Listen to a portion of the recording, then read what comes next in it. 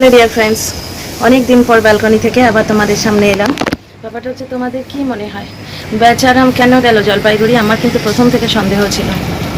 এখন সেই সন্দেহটা আস্তে আস্তে, যাই হোক, বলবো সব কথা। এসো আমার চ্যানেলে। Welcome back to my channel, my world of words. আমি সৌমি, আমি তোমাদের সবাইকে আমার চ্যানেলে ওয়েলকাম করছি। ডিয়ার ফ্রেন্ডস, বেচারাম কিন্তু কোনো পারপাস ছাড়া কাজ করে না।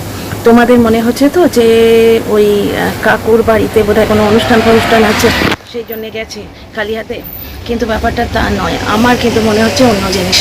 কারণ এরা কতগুলো লোক প্রচণ্ড নোংরামো শুরু করেছে। দেখো, প্রথম যখন চ্যানেলটা খুলেছিলাম নারী নির্যাতনের বিরুদ্ধে প্রোটেস্ট করতে খুলেছিলাম, তো আর একটা জায়গায় নারী নির্যাতনের প্রকৃষ্ট উদাহরণ পাচ্ছি, সেটা নিয়েও কথা বলেছি।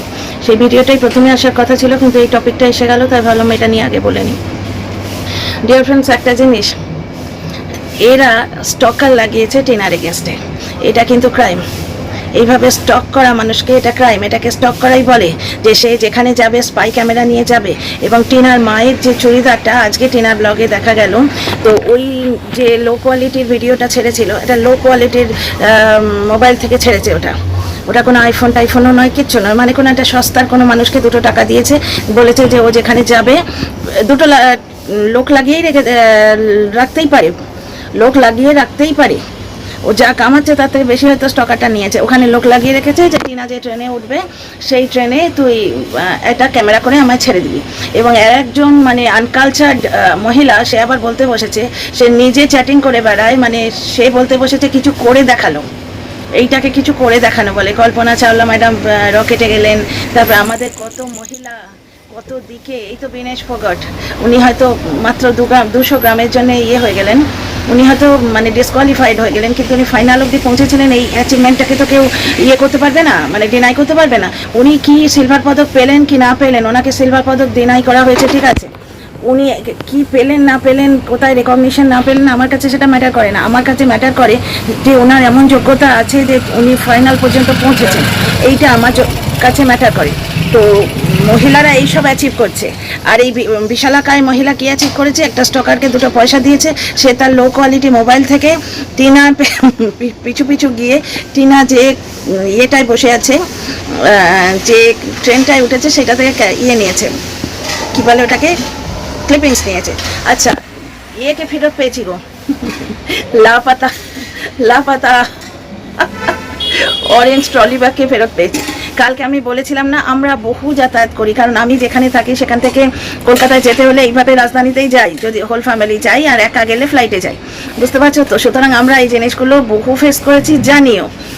লাগেজ নিচে থাকে, বার্থের নিচে থাকে। টিনা আজকে বলেই দিলে অরেঞ্জ ব্যাগটা বার্থের নিচে আছে। সুতরাং এই মানে ব্রেনলেস, আনকালচার্ড, অশিক্ষিত, আনপড় গাঁওয়ার মহিলা, যে বাপের জন্মে রাজধানী ক্লাসের কোনো ট্রেনে চড়েনি, বুঝতে পারছো, ওই ব্লগিং করে পয়সা কামায়, সংসার চালায়, সেই মহিলা আজকে বলতে বসেছে যে অরেঞ্জ এটা তো সামনে দেখা গেল না। ও জানেই না, কোনো দিন ভালো ট্রেনে চড়েনি। আমি তোমাদের এর আগেও বলেছি, রাজধানী ফেয়ার অনেক, তো আমরা আগে যখন যেতাম রাজধানী খাবারটা ইনক্লুডেড দিত, এখন খাবার ইনক্লুডেড নেই। অ্যাকচুয়ালি অনেক দিন রাজধানীতে যাইনি, এখন আমরা বাই এয়ারই যাচ্ছি, একা যেতে হচ্ছে তো, তাই বাই এয়ারই যাচ্ছি। তো ব্যাপারটা হচ্ছে যে অরেঞ্জ ব্যাগটা বার্থের নিচে ছিল, বুঝতে পারছো। ওটা সামনে থাকে না, কারণ পাবলিক প্রোটেস্ট করবে। ওই অরেঞ্জ ট্রলি ব্যাগ সামনে থাকলে পাবলিকের যাতায়াতে অসুবিধা হবে, তারা প্রোটেস্ট করবে, বলবে ম্যাডাম বার্থের নিচে রেখে নিন না, বুঝতে পারছো তো। এইরকমই কথাবার্তা হয়। এবার পয়সা কামানোর জন্য এই জোনটা যে এত নোংরামো হয়, জানলে আমি কিন্তু আসতাম না। অ্যাকচুয়ালি এসেছিলাম অন্য কারণে, আমার পারপাস কিন্তু সার্ভ হয়েছে। টিনার পাশে আজকে 82,000 লোক এসে দাঁড়িয়েছে, তারা বুঝছে যে টিনার কারণটা বুঝছে। কারণ যে মানুষ এত নোংরা, ও নোংরামো নিজের পরিচয় দিয়ে রেখেছে। ওই লোকটা যে 1 বছর ধরে নোংরামো করলো, আজকে ওর সেকেন্ড ওয়াইফকেও বেচতে এসছে।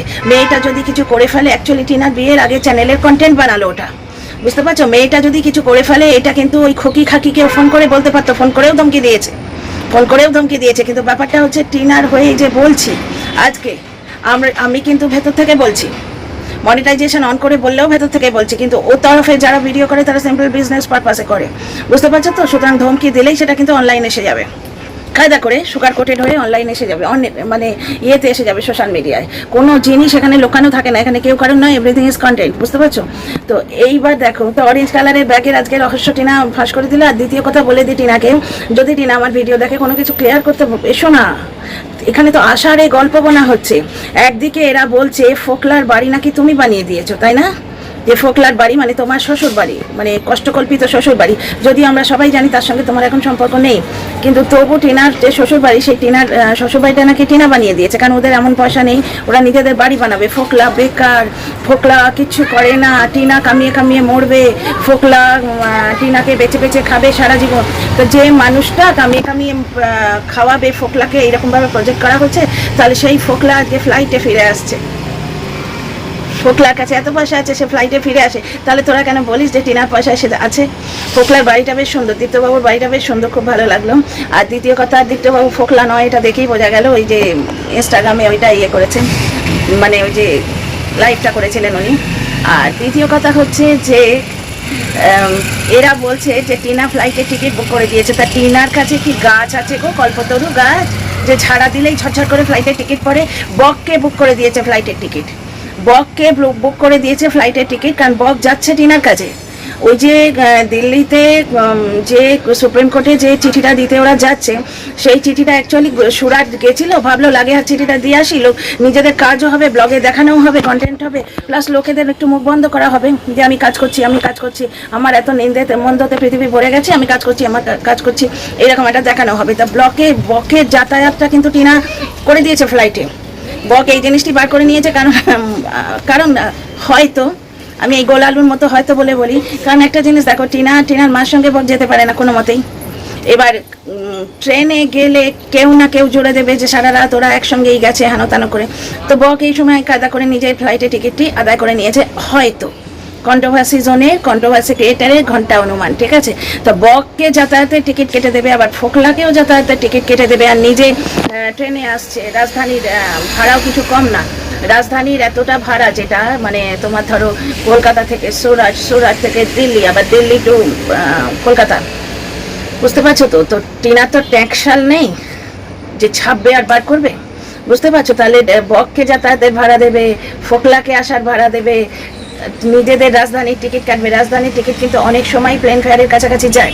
এবার এটা ডিমান্ড এবং সাপ্লাইয়ের উপর ডিপেন্ড করে। কোনো সিজনে, যেমন ধরো গরমের ছুটির সময়, তখন প্রবাসী বাঙালিরা একবারে প্রাণ হাতে করে ওয়েট করে কলকাতায় ফিরে আসার জন্য, সেই সময় টিকিট পাওয়া মুশকিল হয়। তো এটা ডিমান্ডের উপর ডিপেন্ড করে। আমরা যখন আসতাম ছেলে ছোটোবেলায়, তখন আমরা 2 মাস আগে থেকে টিকিট কেটে রাখতাম। রাজধানীতে টিকিট পাওয়া যায় না, ফ্লাইটেই টিকিট পাওয়া যায় না, এক্সট্রা ভ্যাগেন্ট চার্জ করে। তো এখানে প্রুভ করতে পারলাম কি আমার পয়েন্টটা, যে বককেও ফ্লাইটের টিকিট দেবে, যাতায়াতের ভাড়া দেবে, আবার ফোকলাকেও দেবে, ইট ইজ নট পসিবল। আর তাহলে তোদের যুক্তিটা কোথায় যায় রে, যে ফোকলা কিছু করে না, টিনার পয়সায় খায়, বাড়িটা টিনা বানিয়ে দিয়েছে, তা টিনার কি ট্যাক্সাল আছে? তো যাই হোক, এখানে টপিকে ফিরে আসি একটা জায়গায়, যে বেচারাম কেন গেল। বেচারাম গেছে কারণ বেচারাম পেঁচানি পুষেছে। আচ্ছা, এরা যার হয়ে ভিডিও করে, সে লোকটা তো বাড়িতে বসে নোংরামো করছে বাপ মায়ের সামনে, মায়ের মুখে একটা পাতলা সোনার পরত দেওয়া শাঁখা ছুঁড়ে মেরেছে, মেরে বলেছে এই তুই চুপ করে থাকবি, তুমি চুপ করে থাকবে, কারণ মা যে ছেলেকে খেতে দেয় না সেটা দেখাই যাচ্ছে। তো চুপ করে থাকবে, তার বদলে আমি তোমার সামনে বসে নষ্টামো করবো, তুমি কিন্তু কিছু বলবে না, বাবা তো ধর্তব্যের মধ্যে নেই, ঠিক আছে? সুতরাং পেঁচানি বাড়িতে পুষেছে, তাকে নিয়ে তারাপীঠ গেল, সেটা দেখিয়ে কন্ট্রোভার্সি নিল। তখন এরা দেখতে পায় না, এরা আজকে টিনাকে বলতে এসছে যদি ফোকলা সঙ্গে গিয়েই থাকে কি আছে, কারণ এই তো তারাপীঠ ঘুরে বেড়াচ্ছে, এই তো বউ নিয়ে তারাপীঠ ঘুরে বেড়াচ্ছে, তাহলে টিনার বাধা কোথায়? আজকে সেপারেশনের পর যদি সবকিছু লিগাল হয়ে যায়, তাহলে সেটা তো টিনার ক্ষেত্রেও অ্যাপ্লিকেবল। কিন্তু রণদীপ্তবাবু জাননি, উনি লাইভ করে দেখিয়ে দিয়েছেন। উনি একটি ভদ্রলোক, ওনার বাড়িতে বাবা মা রয়েছে, রয়েছে, সবার বাবা মা তো আর এই বেচার মতো নয়, সামনে মেয়ে পুষে নষ্টামো করবে, কিছু বলবে না। কারণ আমরা প্রমাণ পেয়েছি, তবে বলছি ডিজিটাল প্রুফ আছে। যখন কাপড় মেল ছিল, সেখানে ওর নাম ধরে ডাকছিল, আমার বন্ধুরা বললো যাও অমুক মিনিট অমুক সেকেন্ডে বলছে, যাও গিয়ে দেখে এসো। আমি গিয়ে দেখে এসেছি। হঠাৎ করে ছেলেটাকে শেখানো হলো যে টিচারকে মাম্মাম বলে ডাকো। ছেলেটা তো প্রথম স্কুল যাচ্ছে না ভাই, এতদিন তো স্যার ম্যাডামই চলছিল, হঠাৎ করে মাম্মাম কেন, আইওয়াস, এগুলো আমরা বুঝি না। আচ্ছা, এখানে আরেকটা কথা তোমাদের বলি, বেচা আমার মনে হয় যেটা বেচা পালিয়েছে। এর আগে যেরকম চাইল্ড লাইনের লোক এসেছিল তখন পালিয়েছিল, বেচাও পালিয়েছে। কারণ এইবার কিন্তু বকের তরফ থেকে কাজ হবে। টিনার কতটা উপকার হবে আমি জানি না, গার্জেনশিপ একটা কেস হয়েছে এটা জানি, 2 সেপ্টেম্বর যেটার এত ঢাকঢোল পেটানো হচ্ছে না কন্ট্রোভার্সি ক্রিয়েটারদের দিয়ে বা ক্রিয়েটারকে দিয়ে, সেইটা হচ্ছে ওই গার্জেনশিপ কেস, দর্শকদের গুঁতো খেয়ে। মেনলি আমি তো কোয়েশ্চেনটা তুলেছিলাম, তো দর্শকরা অনেকবার জানতে চাইছিল কাজ হচ্ছে না, সেই জন্য এটা হয়েছে। যাক, যে কোনো কারণে ওই গার্জেনশিপ কাজটা হয়েছে, এটাই ভালো লাগছে, বুঝতে পারছো? তারই ফলশ্রুতি হচ্ছে এই সুপ্রিম কোর্টের চিঠি, বুঝতে পারছো? এবার কিন্তু এই যে কল রেকর্ড ছাড়াপাড়াগুলো হয়েছে না, বক নিজের গায়ে ঝাল মেটাবে না। বেচা তু তো গেও। এবং আমার এটাই মনে হচ্ছে যে বেচার ওইখানে কোনো অ্যাকশন হয়েছে, বুঝতে পারছো? এমন কিছু অ্যাকশন হয়েছে, যেমন 4 লাইনে লোকেরা গেছিল, বেচা পালিয়েছিল। কিন্তু একটা জিনিস বলো তো, এরা আগে ভাগে খবরটা কি করে পায়? ওই যে বসিরহাটে যখন ওই খিস্তি মাসির এগেনস্টে কেস হলো, সে আগাম জামিন নিয়ে নিল। তো তার এগেনস্টে যে কেস হবে, অ্যান্টিসিপেটারি বেলটাও নিল কি করে? তার এগেনস্টে কেস হবে ওর কি করে জানা ছিল? ও কি করে জানলো? কারণ খিস্তি খেউর করেই তো চ্যানেল চলে। খিস্তি খেউর করা, নোংরামো করা তো নতুন নয় যে আমি আজকে নোংরামো করে কথা বলেছি আমার এগেনস্টে কেস হবে, এটা ও এক্সপেক্ট করছে তা নয়। ও তো খিস্তি খেউর করে ভিডিও করেই, এবং ধরেই নিয়েছে ওর কোনো বাপ আছে কোথাও যে ওকে প্রোটেক্ট করবে, বুঝতে পারছো? বাপ না থাক, মা আছে কোথাও, কেউ আছে, এটাও ধরেই নিয়েছে যে আমি যা খুশি তাই বলে যাব, কিন্তু আমাকে লোকে প্রোটেক্ট করবে, হয়েও আসছে তাই। যেটা ডিজিটালি দেখছি তাই তো বলবো। সেদিন তো লিখলো যে ফোকলা টেপিকে ছেড়ে টেপির মাকে নিয়ে পালিয়েছে। তাহলে বুঝতে পারছো যে নোংরামোর লেভেলটা কোথায়, এবং সেই ধরনের নোংরা দর্শকই ওকে দেখতে চায়, যারা এই ধরনের নোংরামোটা দেখে, বুঝতে পারছো তো? আরও কিছু দর্শক আছে যারা ওই একে দেখে, তারাই ওই গিয়ে ক্লাউন বুড়িকে দেখে, যারা গালিগালাজ দিয়ে ভিডিও করে। এদের একটা আলাদা গ্রুপ অফ কন্ট্রোভার্সি আছে, মানে আলাদা গ্রুপ অফ কন্ট্রোভার্সি ক্রিয়েটার আছে, যেখানে এই ধরনের কন্ট্রোভার্সি ক্রিয়েটাররা কাজ করে। যা এদের নিয়ে আজকে কথা নয়, আজকের টপিকটা হচ্ছে, তোমাদের বোঝাতে পারছি কি, বেচার এগেনস্টে বোধহয় কোনো অ্যাকশন হচ্ছে, নিশ্চয়ই কোনো অ্যাকশন হয়েছে। ও আগাম খবর পেয়েছে, কারণ এখন আগাম খবর দেওয়ার ব্যাপারটা আস্তে আস্তে পরিস্ফুট হচ্ছে। তো কাজও হলো, খবর দেওয়াও হলো, কোথাও না কোথাও থেকে ভাই সর্ষের মধ্যে থেকে ভূত বেরিয়ে এসে নিশ্চয়ই আগাম খবর দিয়েছে। আমার মনে হচ্ছে ওর এগেনস্টে কোনো একটা কিছু অ্যাকশন হবার প্ল্যান আছে, ও পালিয়েছে। সেইখানে ওই মানে সোনায় সোহাগা আছে, ওদিক থেকে একটা মানে অনুষ্ঠানেরও প্ল্যান ছিল। তো কথা বলেছে অ্যাকচুয়ালি বেচা থেকে কেউ 1 পয়সা নেবে, ও সেটা উসুল করবে না তাই হয়? একজন বুড়ি ঠাকুমা ওদের বাড়ি আসতেন, তো মা ছেলে গিয়ে তার বাড়ি থেকে কচু শাক কেটে নিয়ে এসছে, যে ওদের বাড়ি এসে বসে তার দাম দিতে হবে। তেমনি এই ভাইরাল হতে চাওয়া দর্শকরা 2বার ওদের বাড়ি এলো, থেকে খেয়ে গেল। লাস্ট টাইম তো ডাল ভাত খেয়ে গেল, ব্রেকফাস্টে গেস্টকে ডাল ভাত খাওয়ায় না। আবার বলে দেওয়া হলো, কাকু কাকিমা বারণ করেছে লুচি করতে হবে না। আরে লুচি করতে হবে না, গেস্টরা তো বলবেই, কিন্তু কোন কালচার? একটা আবার 49 বালি দেখছি কালচার বলতে এসছে। নোংরা কথা মুখে আসে অনেকেরই, আমি নোংরা কথা বলি না, আমার মুখেও আসে না। নিজে 2 বাচ্চার মা লোকের সাথে চ্যাটিং করছে, পরপুরুষকে বলছে 49-এর একটা মেরে দিন। তো ভাবতে পারো, হাজবেন্ড থাকতে কেন পরপুরুষের কাছ থেকে 49 মেরে দেবে ও? আমায় তো দিলেও নেব না, উল্টে তাকে বলবো স্পর্ধা আপনার কি করে আসে? আপনার মনে হয় আমি 49 রুপিস আমার বর নিজে অ্যাফোর্ড করতে পারি না, বা আমার বর দিতে পারে না, হাজব্যান্ড দিতে পারে না? তো এর হচ্ছে এই কালচারই আবার কালচার দেখাতে এসছে। সে বলছে ওই অ্যাকচুয়ালি টিনাদের ওই দুরবস্থাটাই ওরা পছন্দ করে, বেশ কান্নাকাটি করবে, গামছা গায়ে দিয়ে ঘুরে বেড়াবে, এটাই এরা পছন্দ করে। এদের আপগ্রেডেশনটা নিতে পারছে না। টিনার মায়ের ওই টিউনিক পরে যে ফটোটা, সেটা গায়ে জ্বালা ধরিয়ে দিয়েছে। ওই photo plus reel plus video আসছে না, তো ব্যাপারটা হচ্ছে টিনার মা বেড়াতে গেছে, সেইখানে টিউনিক পড়ে আছে, গ্রামের মধ্যে পড়েনি। আর জ্বলনের মায়ের কালচার নাকি বিশাল, সে খেটে খেটে আধমরা হয়ে যাচ্ছে, তাই নাকি? তাই ফ্রিতে পাওয়া রোদ চশমা গাড়ির মধ্যে বসে হেঁটে বসেছিল। টিউনিক পড়ালে তো আর মানাবে না, সবাইকে তো আর মানায় না, বুঝতে পারছো তো? টিনার মাকে যেটা মানিয়ে যায় সবাইকে তো মানায় না। নাতির জন্য খেটে খেটে মরে যাচ্ছে, কিন্তু নাতি ভালোভাবে খেতে পারে না। নাতি হাজির জিড়ে চেহারা, নাতিকে খেতে দেয় না। নাতি বলছে আমার রান্না করে ঠাম্মি, আমাকে দেয় না।